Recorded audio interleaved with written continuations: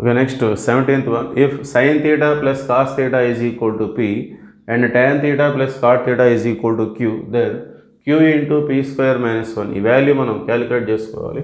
So దీన్ని మనం తీసుకుందాం. q into p square minus 1. So q అంటే tan theta plus cot theta into p square. p అంటే sine theta plus cos theta, p square అంటే దాన్ని square చేసుకోవాలి.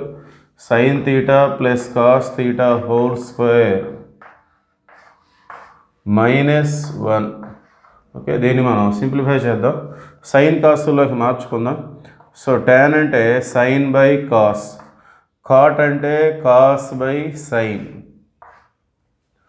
Okay, so ఇక్కడ ఏ ప్లస్ బి హోల్ స్క్వేర్, ఏ square అంటే sine square, B square అంటే cos square plus 2ab 2 sin cos -1.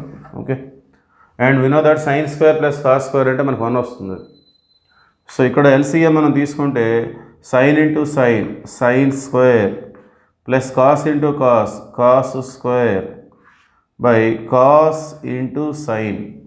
ఇక్కడ వచ్చేసి sin square plus cos square అంటే 1 plus 2 sin cos -1 plus 1 -1 cancel అవుతుంది.